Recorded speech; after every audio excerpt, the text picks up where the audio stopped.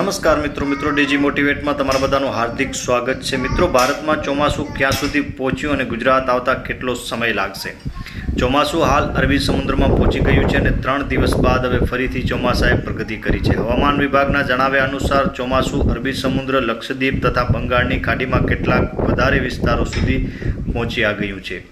જોકે જ્યાં સુધી કેરળમાં ચોમાસાની શરૂઆત ના થાય ત્યાં સુધી ભારતમાં ચોમાસાનું આગમન થતું ગણાતું નથી। હવામાન વિભાગે આ પહેલાં 26 મેના રોજ ચોમાસું કેરળમાં પહોંચે તેવું પૂર્વાનુમાન કર્યું હતું, જોકે જેમાં 4 દિવસની મોડલિંગ ત્રિપુટી રાખવામાં આવી હતી।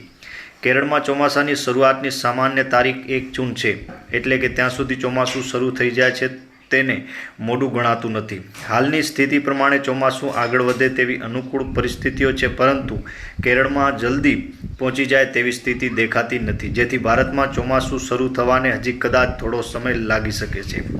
કેરળમાં ચોમાસું શરૂ થયા બાદ જો કે તેની સાથે જ ચોમાસું બીજા રાજ્યોમાં પહોંચવાની જાહેરાત કરવામાં આવી છે। ગુજરાતમાં ચોમાસું શરૂ થવાની અધિક તારીખ 15 જૂન છે, પરંતુ આ વર્ષે હાલની સ્થિતિ પ્રમાણે રાજ્યમાં ચોમાસું પહોંચે એ પહેલાં જ વરસાદ થવાની શક્યતા જણાવવામાં આવી છે।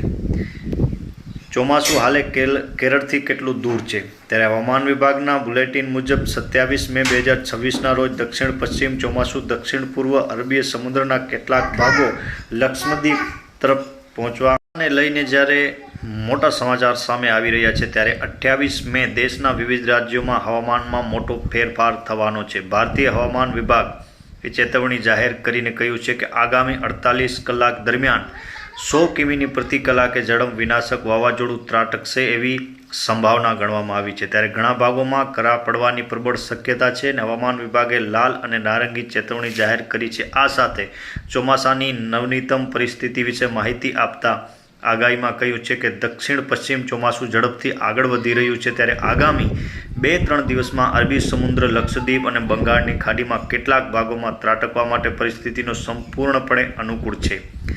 ત્યારે ઉત્તર પ્રદેશ અંગે જણાવ્યું છે કે 28 મેના રોજ ધૂળના તોફાન અને ગરમીના મોજા આવવાની શક્યતા છે। જો કે 29 મેના રોજ પશ્ચિમ ઉત્તર પ્રદેશને 100થી 80 કિમી પ્રતિ કલાકની ઝડપે પવન ફૂંકાઈ શકે છે, ત્યારે પૂર્વ ઉત્તર પ્રદેશ 60થી 80 કિલોમીટરની કલાકની ઝડપે પવન ફૂંકાઈ શકે છે। ત્યારે બિહાર અને ઝારખંડમાં ભારે વરસાદની ચેતવણી છે। ત્યારે બિહારમાં ચોમાસા પહેલાંની ગતિવિધિઓ તીવ્ર બની છે। 28 અને 29 મેના રોજ બિહારના ઘણા ભાગોમાં ભારે વરસાદની ચેતવણી આપવામાં આવી છે। આ સાથે બંને દિવસે 60થી 80 કિમી પ્રતિ કલાકની ઝડપે તોફાન આવવાની શક્યતા છે, જેના કારણે વૃક્ષો અને કાદવના મકાનો નુકસાન થઈ શકે છે। ત્યારે ઝારખંડમાં 28 મેથી 1 જૂન સુધી તોફાન અને વરસાદનો સમયગાળો ચાલુ રહેશે। 28થી 30 મે દરમિયાન 50થી 70 કિમી પ્રતિ કલાકે તોફાન આવવાની ચેતવણી જાહેર કરવામાં આવી છે। ત્યારે બંગાળમાં ભારે વરસાદ અને વાવાઝોડાનો કહેર વર્તવાનો છે।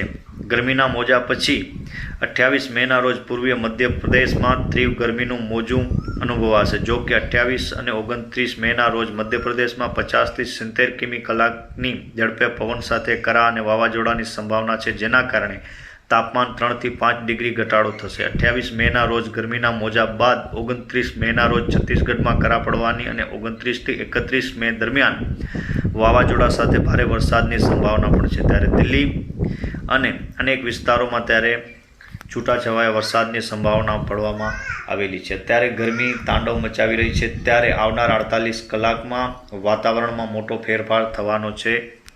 લાંબા સમયથી રાહ જોવાતો હવે સમય આવી ગયો છે। ત્યારે ઉત્તર ભારત સહિત દેશના ઘણા ભાગોમાં હવામાન બદલવાનું ભીષણ ગરમીનો સામનો કરી રહેલા ઘણા રાજ્યોમાં વાવાઝોડા, વરસાદ અને તોફાનની ચેતવણી જાહેર કરવામાં આવી છે।